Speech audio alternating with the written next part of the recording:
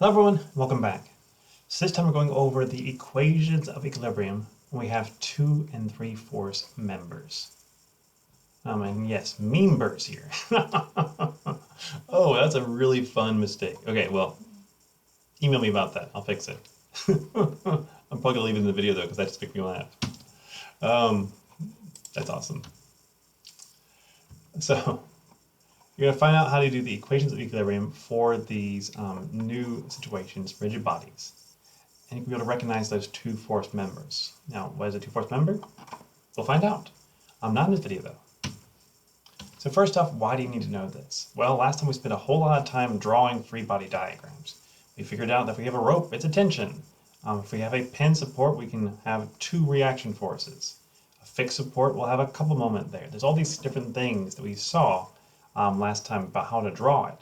But how do we actually solve it? Well, equations of equilibrium. We've done them a few times with points. We're going to do them again. They never go away, ever.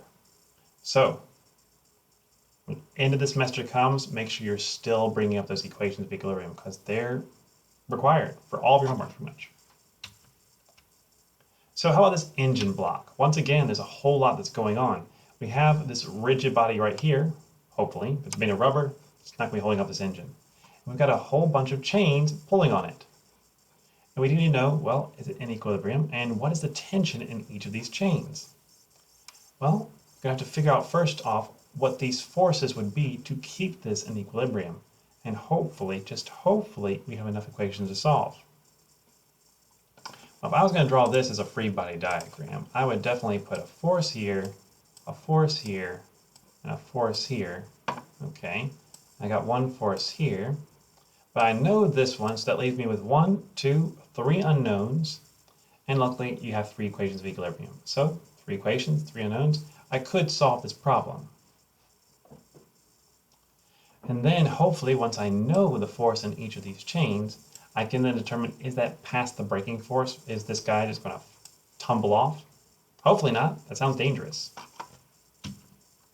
So first off, what are equations of equilibrium? Well, these are them. Some of the forces in the x direction, some of the forces in the y direction, and new for rigid bodies, some of the moments about any particular point you decide to do it around. As a note, you only get 3 equations per free body diagram.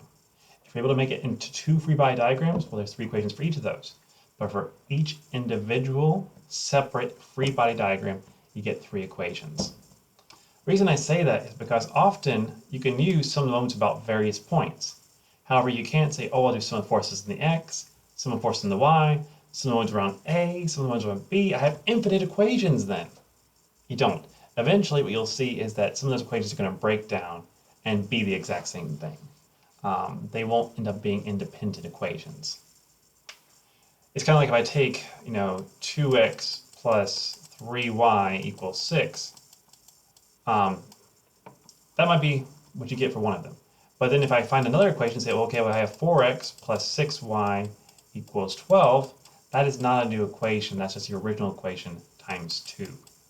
So that's what you'll find eventually if you do it, that they all simplify to the same equations after 3.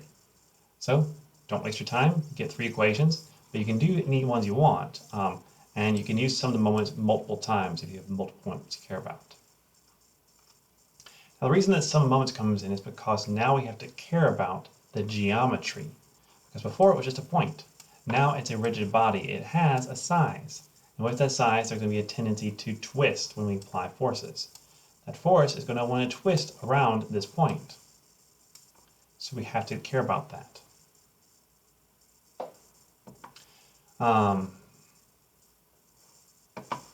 Now these are the most commonly used ones for solving 2D equilibrium problems. There are 2 other sets of equilibrium equations that we rarely use, but those are in the textbook, and I'm not really going to talk about those because these are fantastic and they're my favorites. So I'll talk about my favorite things.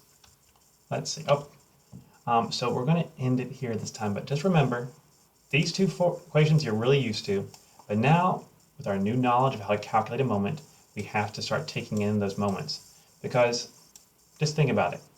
If you're looking at your table and there's, it's not moving back and forth or, up and down or left to right, whatever. It's not moving, but it's just spinning around in a circle, is it in equilibrium? The answer is no. If it's spinning, it's not in equilibrium. So we have to take into account moments because they're what cause that twisting motion. So I hope this helps you. And next time we're going to talk about 2 and 3/4 members, which if you can learn how to recognize them, can make your problems a lot simpler. So I'll see y'all again next time. Bye-bye.